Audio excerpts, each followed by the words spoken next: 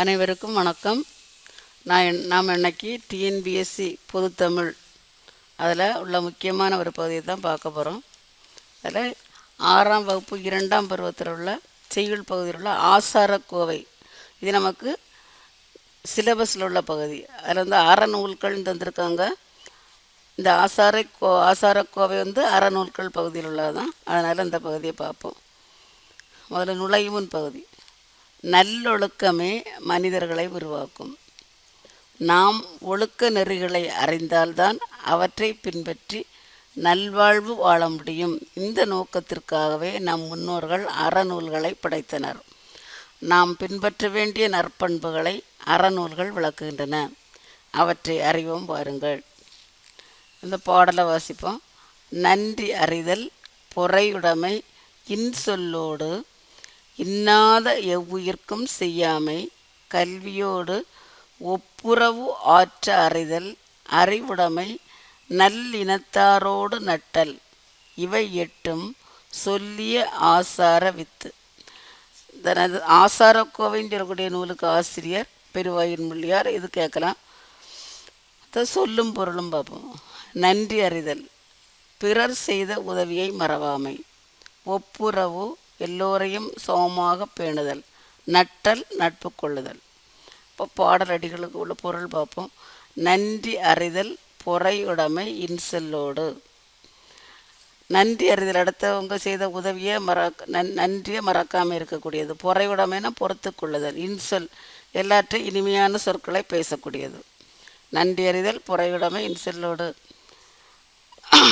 பிற அடுத்தது என்னென்னா இன்னாத எவ்வுயிர்க்கும் செய்யாமை, பிற எந்த உயிர்களுக்கும் கெடுதல் செய்யக்கூடாது. இப்போ முதல்ல 3 பண்பு பார்த்தோம்.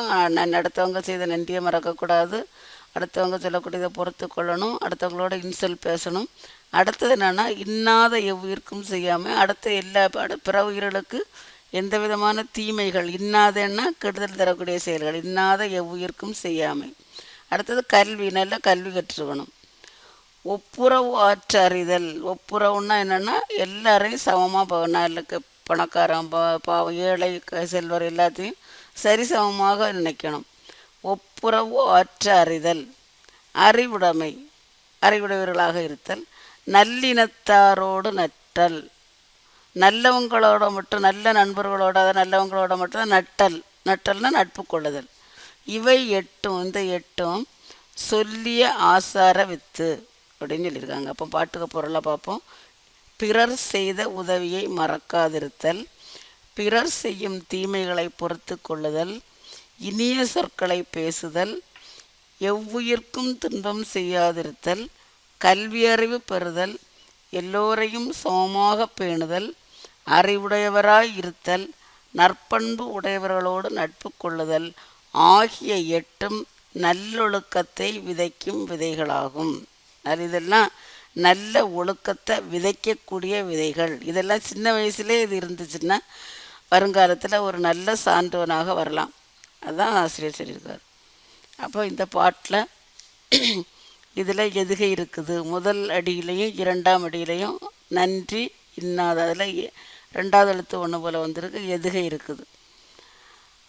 அப்புறம் வந்து நல்லினத்தாரோடு சொல்லிய, அதுலேயும் எதுகை எழுத்து இருக்குது. நல் சொல், அதில் 2ஆம் எழுத்து 1 போல் இருக்கிறதுனால எதுகை சொல் இருக்குது. அப்புறம் வந்து நூல்வெளி. ஆசாரக்கோவையின் ஆசிரியர் பெருவாயின் முள்ளியார். இவர் பிறந்த ஊர் கயத்தூர். ஆசாரக்கோவை என்பதற்கு நல்ல ஒழுக்கங்களின் தொகுப்பு என்பது பொருள். இந்நூல் 14 கணக்கு நூல்களுள் ஒன்று. இந்நூல் 100 வெண்பாக்களை உடையது.